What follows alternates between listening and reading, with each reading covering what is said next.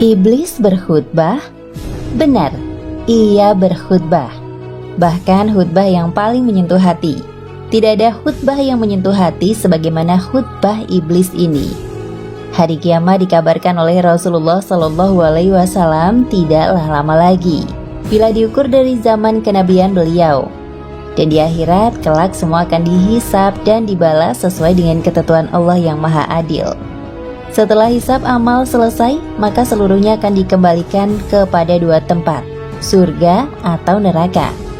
Dan bagi para pengikut iblis waktu di dunia, maka mereka akan mendapati di hadapannya jahanam. Sebelum mereka dicampakkan ke dalam jahanam, setan berkhutbah di hadapan pengikutnya. Allah mengabarkan dalam Al-Quran surat Ibrahim ayat 22 yang artinya, dan berkatalah setan tatkala perkara hisab telah diselesaikan, sesungguhnya Allah telah menjanjikan kepada kalian janji yang benar, dan aku pun telah menjanjikan kepada kalian, tetapi aku menyalahinya. Sekali-kali tidak ada kekuasaan bagiku terhadap kalian, melainkan sekedar aku menyeru kalian, lalu kalian mematuhi seruanku. Oleh sebab itu, janganlah kalian mencerca aku, akan tetapi cercalah diri kalian sendiri.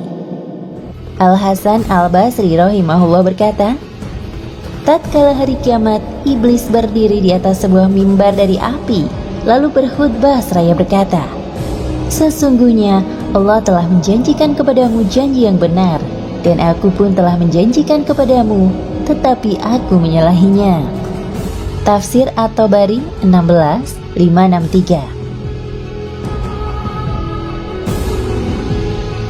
Al-Hafidz Ibnu Katsir rahimahullah berkata, Allah mengabarkan tentang khutbah yang disampaikan oleh iblis kepada para pengikutnya, yaitu setelah Allah memutuskan atau menghisab para hambanya. Lalu Allah memasukkan kaum mukminin ke surga, dan Allah menempatkan orang-orang kafir ke dalam neraka jahanam. Maka iblis pun tatkala itu berdiri dan berkhutbah kepada para pengikutnya agar semakin menambah kesedihan di atas kesedihan mereka, kerugian di atas kerugian, serta penyesalan di atas penyesalan. Tafsir Al-Quran Al-Azim 4489. Khutbah tersebut disampaikan oleh iblis kepada para pengikutnya pada saat yang sangat menegangkan, tatkala mereka pertama kali dimasukkan ke dalam neraka jahanam. Tatkala mereka telah melihat api yang menyala-nyala yang siap membakar mereka.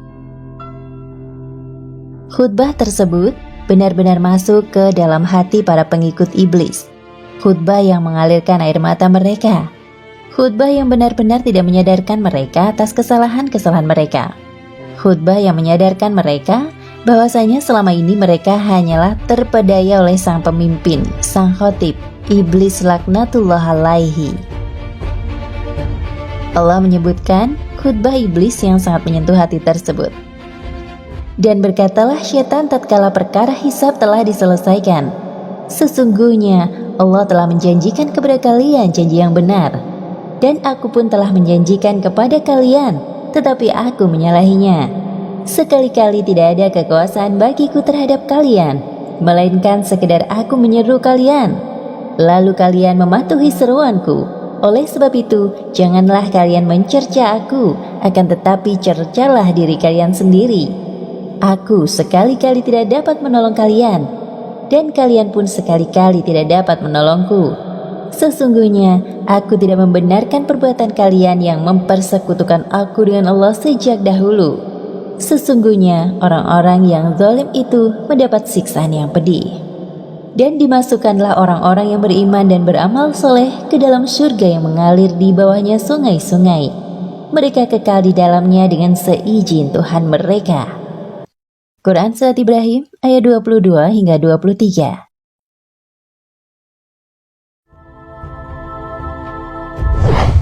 Demikianlah khutbah iblis tersebut.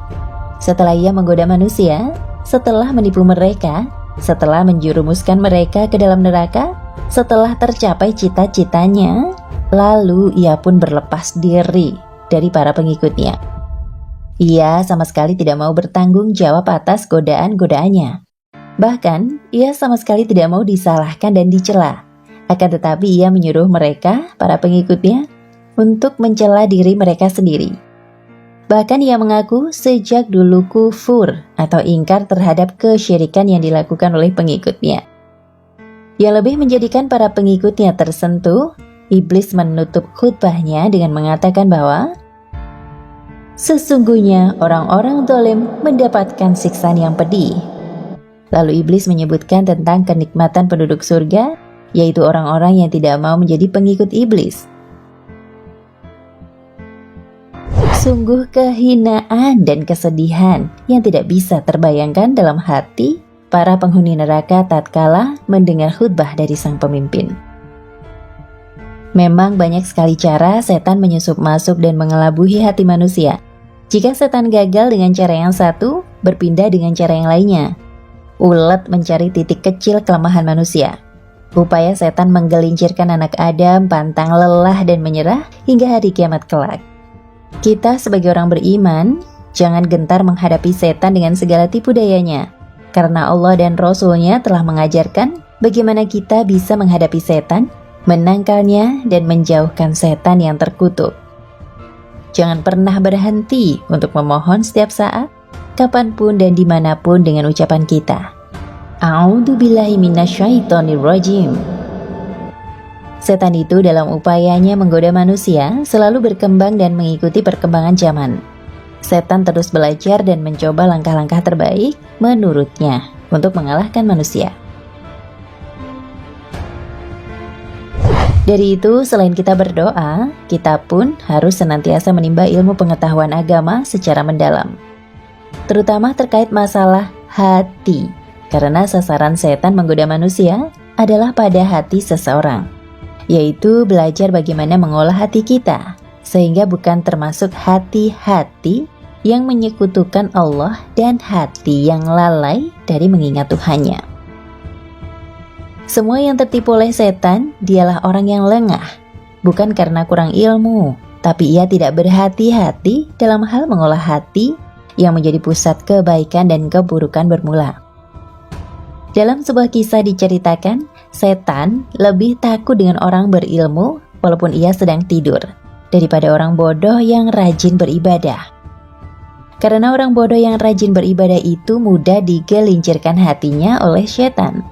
Hal tersebut tidak berlaku jika ahli ilmu tersebut memiliki sifat sombong. Kemudian setan menggoda orang berilmu. Iya, dengan ilmu yang dimilikinya, dibisikkan ke dalam hati orang berilmu supaya hatinya berbangga diri dengan ilmunya. Bisikan setan, lihatlah dirimu, kamu adalah orang yang terpandai di lingkunganmu. Tidak ada yang pandai melebihi kepandaianmu, baik ilmu agamamu maupun tentang ilmu usahamu untuk bekerja. Kata tersebut terus dibisikkan oleh syaitan hingga terngiang-ngiang di hatinya. Selanjutnya, orang yang dalam hidupnya serba kekurangan, pekerjaannya sehari-hari tidak pernah cukup untuk memenuhi kebutuhan hidupnya. Kondisi kefakiran pun bisa digoda setan dengan kesombongan. Kata setan, kamulah orang yang terdekat dengan Nabi nanti di surga. Nabi mencintai orang miskin. Lalu ia berbangga diri di hatinya dimanapun dia berada. Sedangkan dia melupakan kewajiban dalam Islam dan tidak mencintai nabinya sama sekali. Semoga Allah menjaga kita dari rayuan iblis. Jangan sampai kita termasuk dari orang-orang yang tersentuh karena khutbah iblis ini. Orang-orang yang tatkala di dunia tidak tersentuh oleh nasihat-nasihat dan tidak tergerak hati mereka tatkala mendengar pengajian-pengajian dan khutbah-khutbah. Hati mereka hanyalah tergerak dan tersentuh tatkala mendengar khutbah iblis.